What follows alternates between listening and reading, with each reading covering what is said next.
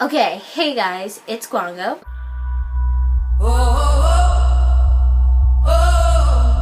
Sorry about my video not coming up that week, last weekend. I left for a 3-day trip to Tokyo, and I was really happy about that.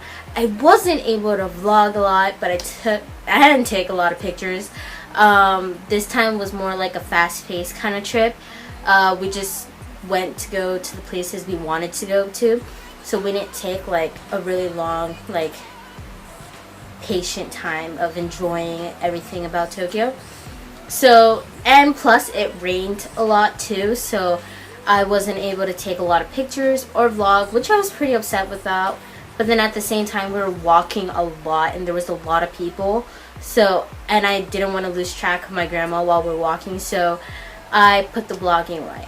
But this weekend I'm going somewhere else again for the weekend, so I hope that it's more relaxing and that I will able to vlog, but I have not decided where I want to go yet, so I will see if I will be able to vlog this time. Let's get started.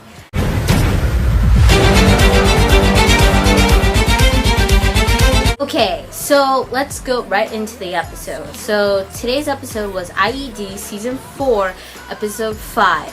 So in the beginning, a girl is being chased, and obviously she's a supernatural creature, so she is getting chased by Violet, Garrett's girlfriend, played by Samantha Logan, and she's chasing her. Already cut her hand off, if you could tell, and you know, by the thermal cut necklace wire thingy, which is actually a really cool weapon. I would use that if I was an assassin. She's getting chased, and she's obviously, a werewolf, so she hides in a bus, and she keeps on repeating the words, the sun, the moon, the truth, which is the 3 words that you always help Beta, control themselves. And Violet finds her, and they go, a little bit standoff, they fight a little bit, and the girl escapes, but she gets in the trap of, in the trap with Garrett in the car, and then she gets stabbed. Or if I go like all over the place, not in order, my head is still wrapping around this episode. Lydia, she is trying to figure out the next keyword for the hit list so she can get another part of the list. And she's been trying to control her powers this episode, where she's trying to figure out how she can just turn it on, and if she can do, other things that happened to her in the past to, spark up that, like, feeling in her. She tried everything and it hasn't worked, and she's been working with Malia and everything. And Malia suggested that, why don't you just ask another Banshee? So Lydia thinks of Meredith.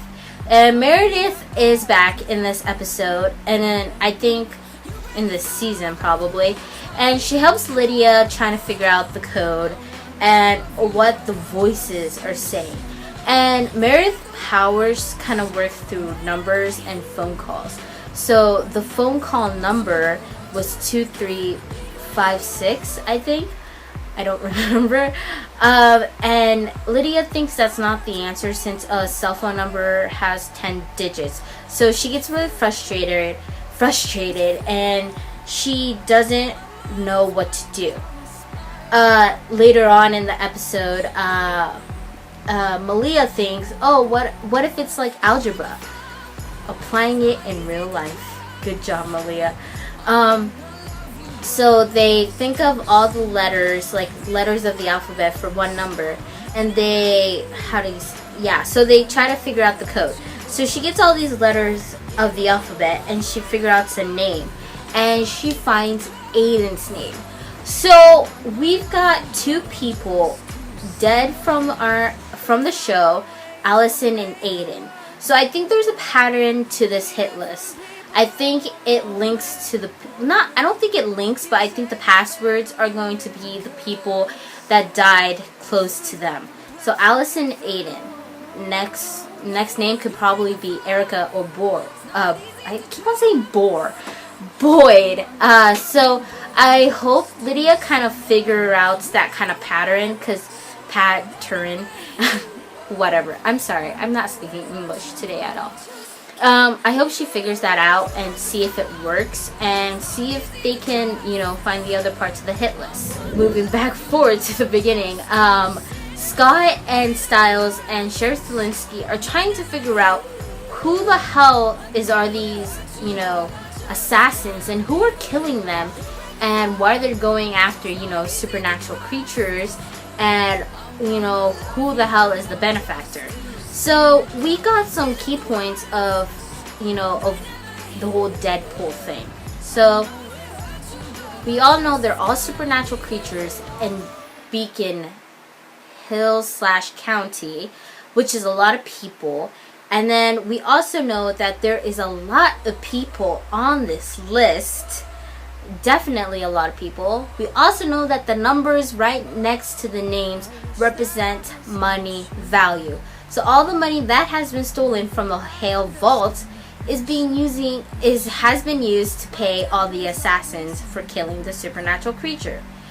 And then we also figure out that whoever paid or ordered the keg is the one who killed the keg guy, who is also a werewolf. So later on in the episode, they start to figure out they tell Liam about the whole, who's the keg person and everything. So Liam remembers that Garrett is the one who paid for it. So they have their suspicious, feeling if Garrett's the one who is, the assassin and who is killing everyone.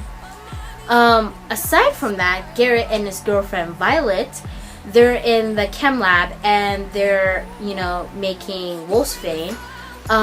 And, Garrett has this little knife stabby thingy and his lacrosse stick, and he needs to do that to go after a beta, which at first I thought was Liam, but actually ends up being another, werewolf, another beta, which I will talk about soon.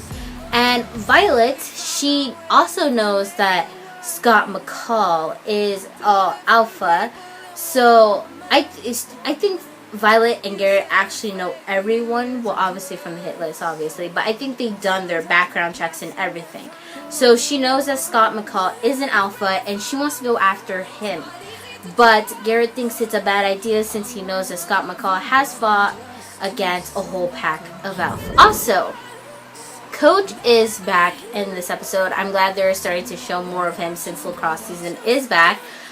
Lacrosse. Kira is gonna play in her first game. She is number 15, and her parents seem, I don't know, kind of not so happy, but kind of confused, I guess. But she's the only girl on the lacrosse team, and I'm pretty happy about that. It's really cool that have a girl on a boys lacrosse team. That doesn't happen a lot.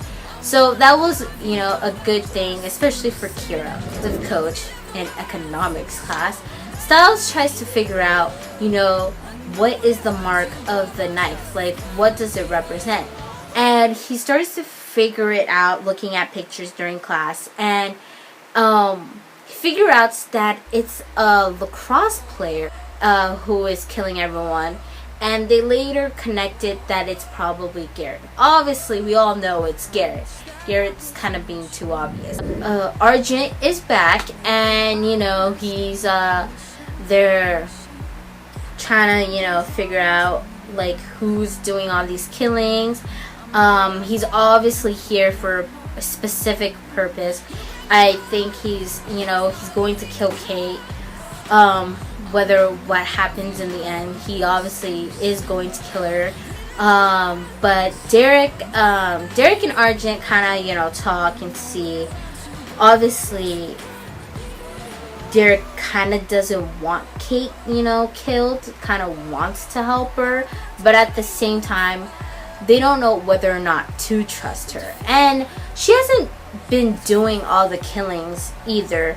Plus, she's trying to gain control of her power, so I don't think all the things she's done are intentionally, on purpose, unless she wants something. So I think Kate is actually going to kind of be a big help to this pack, this season. Maybe not. Who knows? But I kind of feel like she's not the enemy either. But, you know, this Kate Arjun we're talking about, we will see later on in this season. Liam is trying to gain control of his, you know, new powers. He's got, you know, anger issues from the past.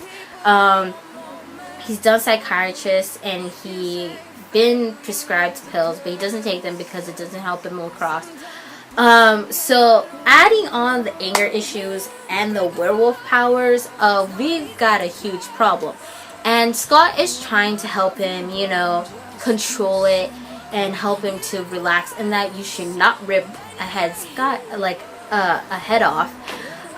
Especially when the new lacrosse game is coming up, and it's against Devonport Prep, which is Liam's old school, and he's gonna go head to head with, you know, his kind of enemy named Brett, and Devonport Prep is gonna, you know, give Liam, you know, payback for what he did to coach his cards. So the game has started, and Brett, who is on Devonport Prep, he's trying to, you know, hit Liam's buttons, and it's actually working. Liam's kind of getting really pissed off. But Kira's playing in her first game, and she scored amazingly, but then she got benched because she didn't pass, because it's a scrimmage. Obviously, Kira, Styles, and Scott are actually trying to keep an eye on Garrett and Liam and trying to see, you know, if Garrett's actually the killer. But then later on in the game, Garrett, Liam, and Brett, they all, you know, huddle up and like hit each other, and Brett is like hurting in pain, like he like twisted or something, and Liam, like his bone was sticking out, but Scott fixed it and everything. And they thought that Garrett was going after Liam, but actually not, because he didn't get stabbed or anything. But then but later in the locker rooms, Brett is actually being hunted by Violet, and who is trying to kill him, but she ended up not killing him because she was trying to lure Scott McCall so she can kill Scott McCall. Yeah. Obviously, it did not work out killing an alpha, because come on, it's an alpha. You have no supernatural powers and you're going after a freaking alpha. The bitch had it coming. I'm just sorry, but she had it coming, and you know, she deserves what she gets. I'm surprised she's not even dead yet. The Brett dude, he didn't even die, so he's still alive. So I want to see what happens with him in the next episode, if they're gonna mention him. So Malia and Lydia know the keyword, and they find the hit list. So they find the extra part of the hit list, and we still do not know if Liam and Malia are still on the list, because they haven't told us yet. But then we knew that Brett was. But Lydia also found out that Deputy Parrish is on that list.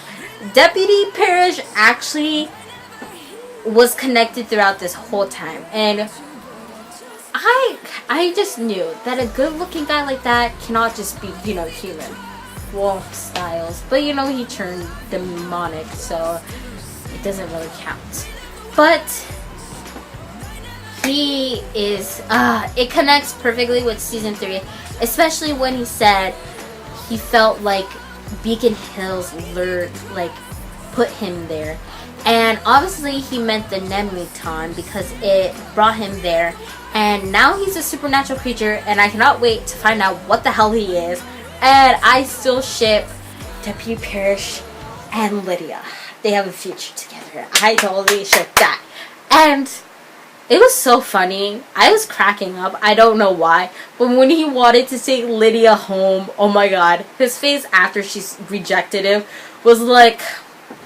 His face was like, I wanted to take you home. They're perfect.